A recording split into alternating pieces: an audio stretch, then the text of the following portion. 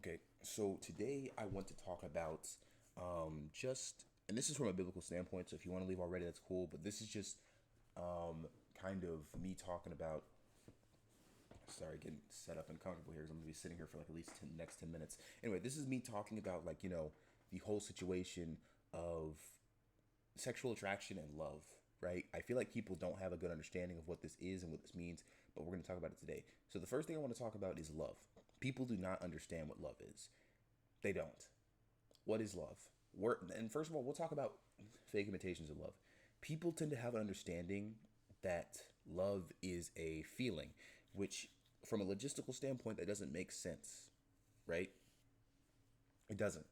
And here's why. Because feelings change. Feelings are based on dopamine and a bunch of other effects and chemicals in your brain. For example, when a man sees a woman, in most cases when a man sees a woman, I understand that there are homosexuals out there, people who are attracted to other men. Anyway, when in most cases, because that's actually a very small percent, I think it's like less than if it was like I think if it was a ratio, it'd be like 97 to 3.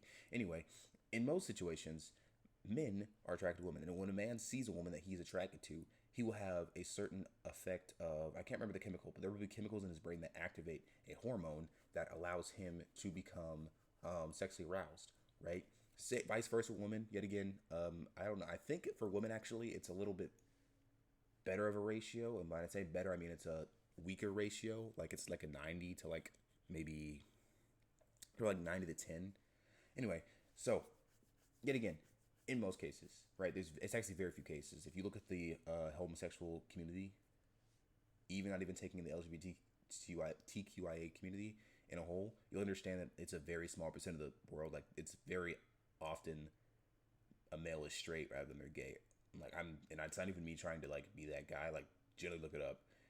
You won't often see homosexuals unless you look for them, which if you look for anything, you'll probably find it. Anyway, so a majority of the world is not homosexual. A majority of the world is straight. There are some people who are confused, which is understandable because they're being told one thing, they're being showed one thing, they're being told that it's normal to be this, normal to be that, right? Am I gonna sit here and have that debate? No, that'll be for another day. We might actually talk about it some about this video, but if you understand what the word normal means, you'll understand it's not normal to be homosexual.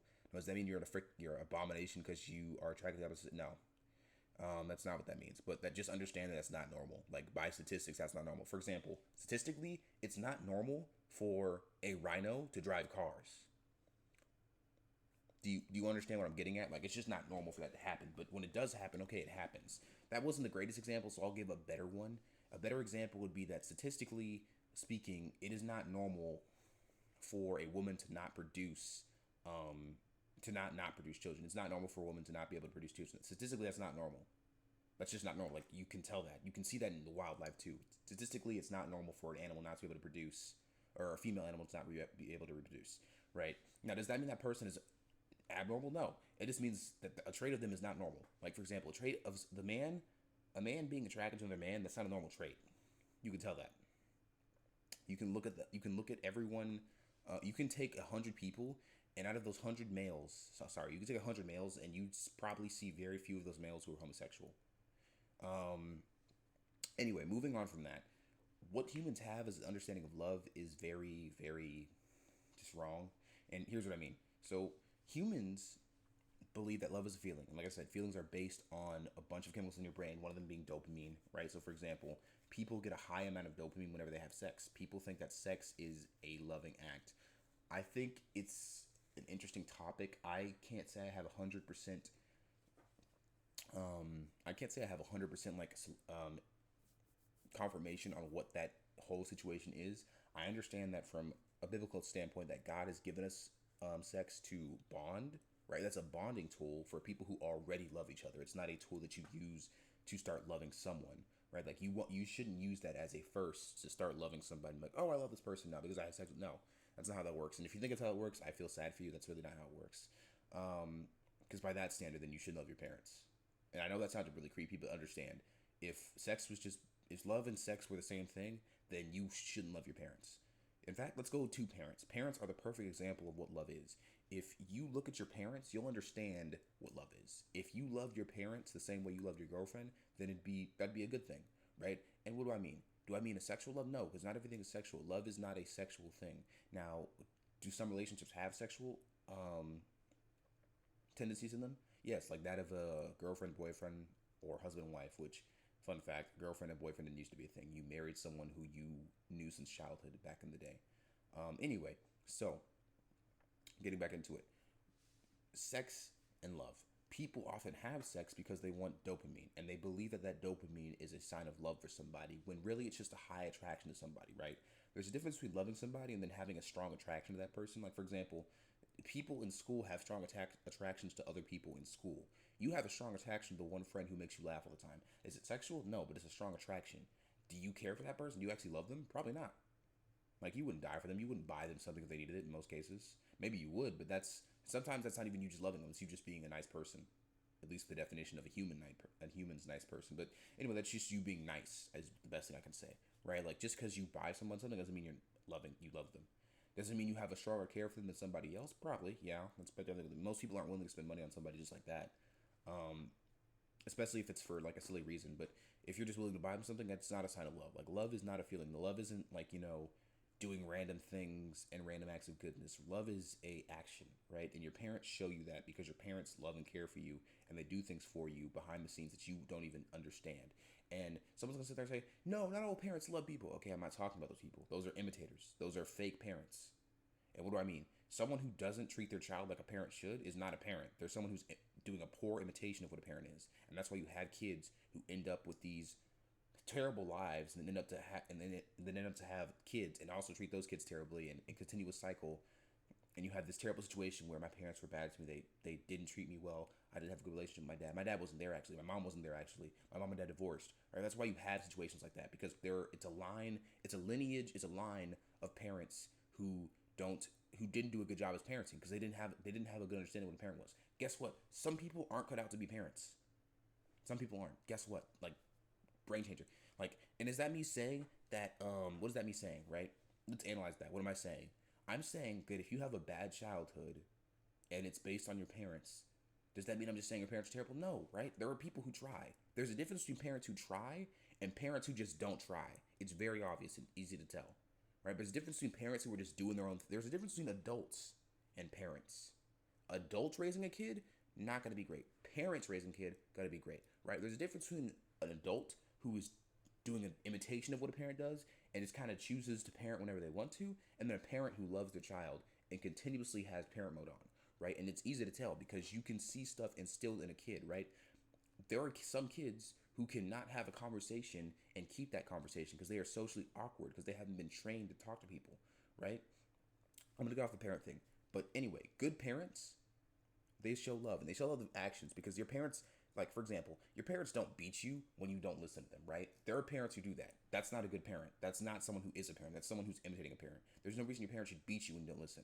Now, disciplining and beating are two different things, right? Spanking, okay, that's something that people have been doing for thousands of years. Is that them beating you? No, because that's not them leaving you with irreversible damage. That's not them mortally wounding you. To slap on the cheek or whatever cheek. Anyway, it's a slap on the cheek, slap on the wrist, whatever, right? Not the kind of stuff you see in movies where they like imitate what nuns did. Anyway, getting back to my point. Mainly this.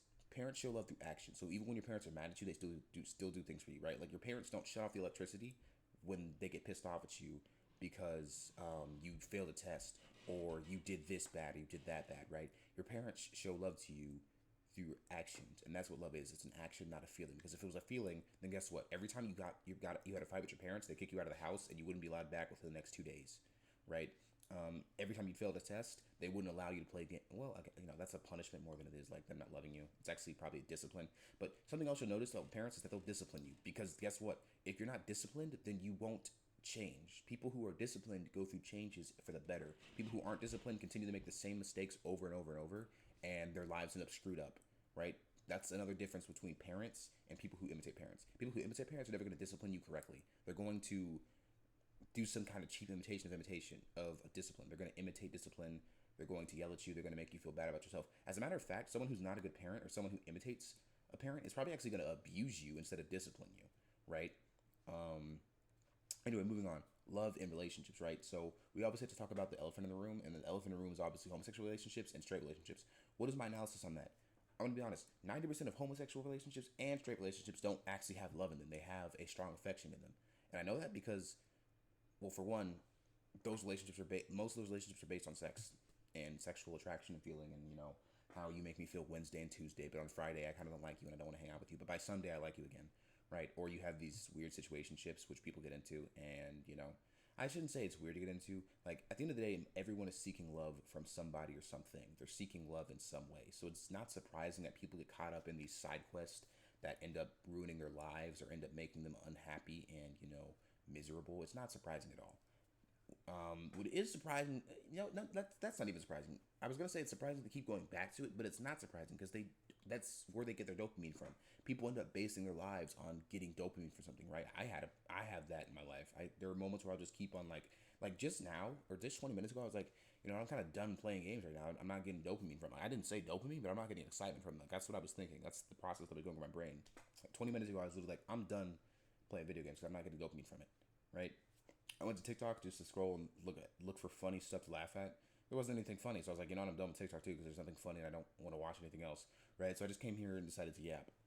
But everyone's looking for love in some kind of way, shape, or form. So you got to understand that, and that's why people continue to chase these situationships and these, imitations of love, because that's all they know how to do. When someone learns something the wrong way, they'll continue to do it even if they understand that it doesn't make sense because that's all they know how to do. If you teach a bird how to fly with one wing, you're never going to see it lift the other wing because it's never been taught to do that. And it doesn't have the discipline to learn how to use two wings at the same time because it didn't have a good parent to do that for them. You see how this is all connecting in some kind of way? But anyway, getting back to it, homosexual and straight relationships, homosexual, heterosexual relationships, and bisexual relationships. I'm yapping really fast, so I'm going to slow down a bit. Anyway, so, like I said, we've already identified that homosexual relationships are a small percent of the population. Why do I keep saying that? Because I'm trying to point out to you that it's not normal. Now, what does that mean when I say it's not normal? Do I mean that you are not normal? No, that's not what I mean. I mean that you are abnormal. That's just how it is. Like, by definition, you're abnormal.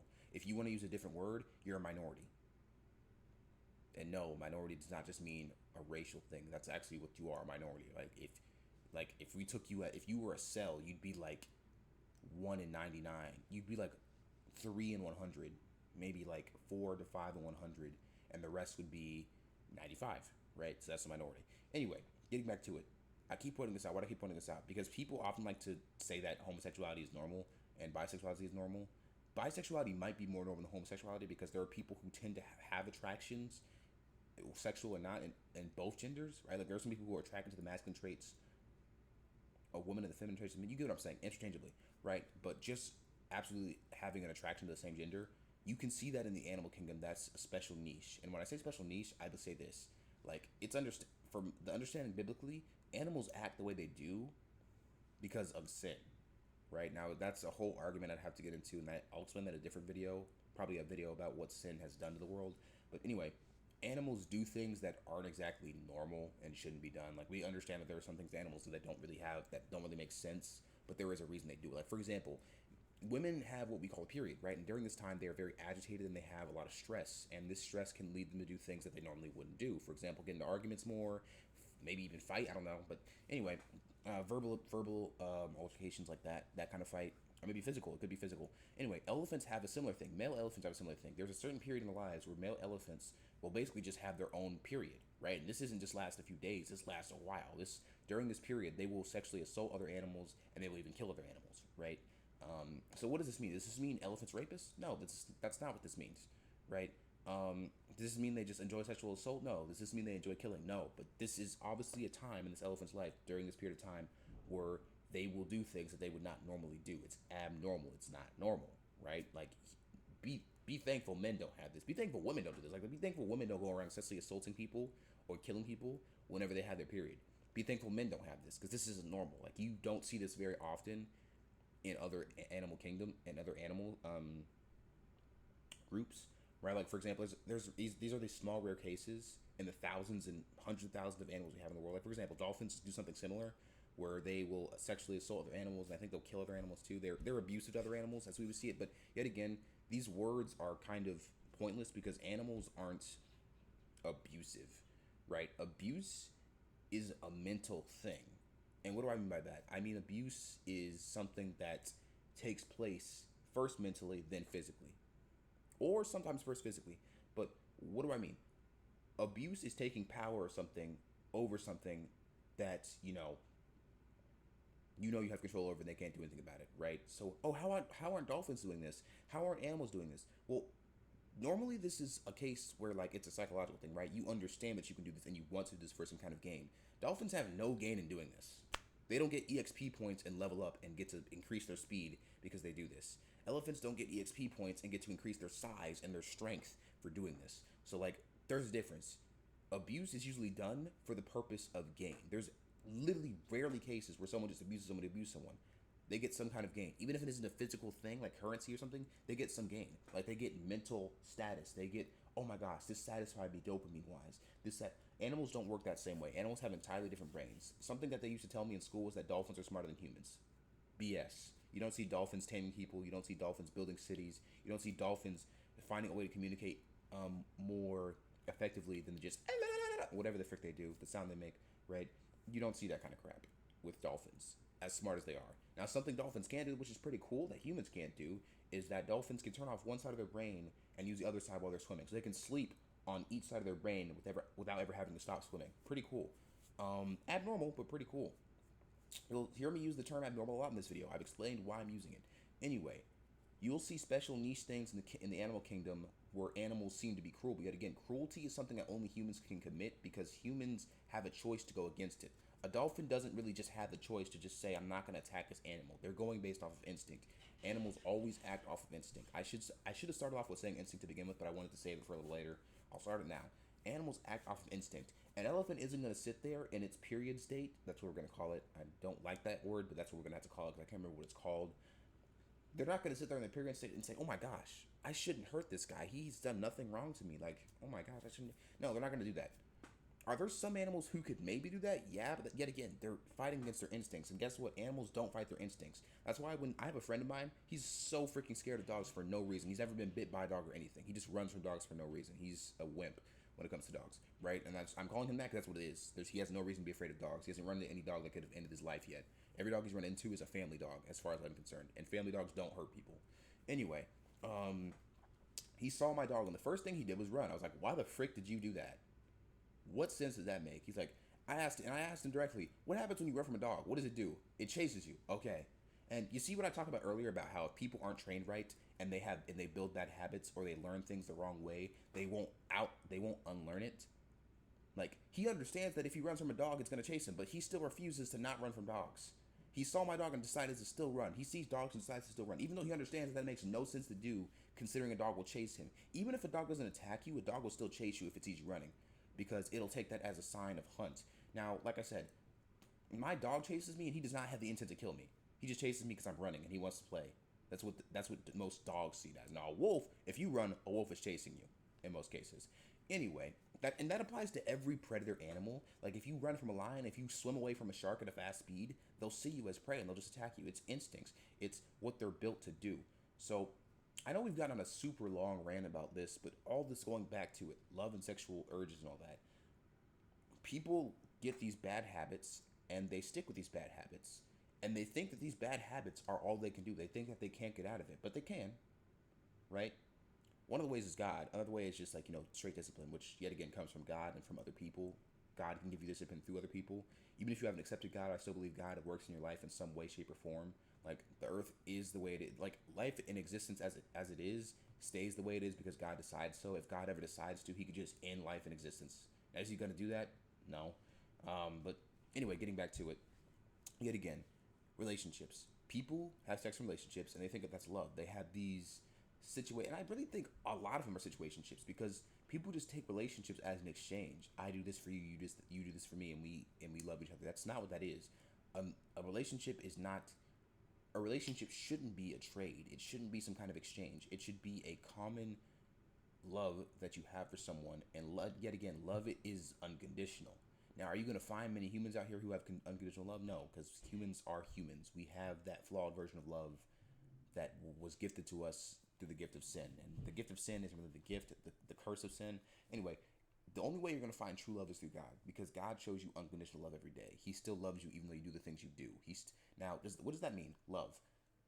Does love mean you accept everything someone does? No, because your parents love you and they don't accept it when you smoke. They don't accept it when you have sex, premarital sex, or just sex in general at a young age, right? They don't accept it. They don't accept it when you do things that they tell you not to do, but they still love you, right? Now, even parents' love is conditional to some extent because if your dad saw you kill your mother, he would probably look at you entirely different. If your mom saw you kill your dad, she would look at you entirely different. That's perfectly fine because why did you kill your mom? Why did you kill your dad? Right? Unless there was a reason to, right? They were crazy. Anyway, love in every human case is conditional, even parents. But still, parents have the best example of what love is. So yet again, I go back to this. Understand that love is an action. It is not a feeling. So the next time someone says they love somebody, really think about it. Ask them what they do in their relationship. Ask them, what are they doing that shows that their relationship is based on love? What are they doing? Generally, right? This goes for homosexual, heterosexual, bisexual, whatever. I don't care. Anytime someone gay, straight, bisexual tells me they love somebody, I'm like, really, do you? Something I always ask: if you couldn't have sex with that person ever, would you still love that person the same way? And the definite answer a lot of people would say is no. They would definitely say no. Now, would they just say no and blurt it out? No. Would they say yes? Probably. They probably would say yes. But are they thinking yes? No. Because they're thinking about it like, oh, I'm not getting anything from this. I'm not going to, dang. This transaction isn't a transaction. Like, that's going to process in their head, right? But yet again, tier 1, D1 yap session here. But yet again, love. Understanding love, sexual relationships, monogamous relationships, or not monogamous relationships. That's a whole different story. God bless. But anyway, yeah. So, what is love? Ultimately, love is an action, but what action is that? The Bible tells us in 1 Corinthians chapter 13, verses 4 through 8, that love is patient, love is kind, love is forgiving, love does not bear account of wrongdoings, it does not rejoice at wrongdoings, it believes in all and hopes for all, and lasts forever, right? And I can't even name half the traits. That's not all of them, but I can't even name two of those traits in any relationship, any of the modern day relationships I know of, besides like some Christian based relationships, like my parents, for example. I can see that in my parents, right? I don't see that in every other relationship out there. Now, is that to say that you can't marry somebody and you can't, and if you marry somebody that you don't you won't, your relationship's fake? No, like clearly you have some strong affection for it, and so maybe some of that is love. Like you can adopt some loving traits for someone, but a lot of those relationships are more toleration than they are actual love, and you can see that. You can see that it's more that they tolerate that person and they've been with them for so long and they've developed that comfortable feeling around them, and they can't have that feeling with anyone else, right? Like you notice that a lot of married relationships that aren't Christian based are toleration. Is there some love behind there? Yes, 100% there's love behind there because they'll do stuff for each other that they wouldn't do for anyone else. But it's based on muscle memory, right? I've been with you for so long. It'd be so weird to find someone else like this. They can't find someone else like this, right? They can't find someone. Oh, okay. Sorry, the camera's inverted. They can't find someone else like this. They can't find someone else that will do stuff for them like this. They've been with this person for so long. This person gives me this. No one else gives me this. Like, right? There's a bunch of other reasons that come into one, and they consider that love, but it's just a condition. I work with code. That's called an if condition. If this happens, I will not be with you anymore, right? For example, if you cheat on me, we're not gonna love. Like, based on love and loving situation. Well, if you actually love somebody, you would never cheat on them, but that's a whole different story. But anyway, right? So if people, that's a perfect example of an if condition. If you cheat on me, I'll break up with you. Now, do you have every right to break up with someone if they cheat on you? 100%. But guess what? If someone loved you to begin with, they wouldn't cheat on you. If you have to worry about that to begin with, and that person probably doesn't love you. If you have to feel jealous from that person when other women are around or when other men are around, that's probably not a great relationship you should be in, right? That could be you being insecure, but that's often not the case. People are smart. People often say people are insecure for stuff, and this is closing in on 5 minutes, so I'll finish on my yap session. But people often want to say people are, what's it called? Insecure. Insecurities exist for a reason. Like, people aren't stupid. What's that one line from freaking They Not Like Us? Hey Drake, they're not slow. Like, people aren't slow. There's a reason that insecurities happen. It's not just because they happen. It's for a reason. If you feel insecure around someone who has a hood on and all black and black Air Forces, there's a reason for that. Because it's a whole stereotype about how people who do that shoot up places. But I'm gonna end this here. It's closing in on 25 minutes, so hopefully this episode went well for you. I pray for all you guys' days and weeks and years to go well. I pray that you guys come to God. Pray for you guys to have good days, and even on their bad days, understand that there is still someone out there rooting for you. And it's not me. It is me, but it's not mainly me. It's God. But anyway, yeah. Have a good day, guys.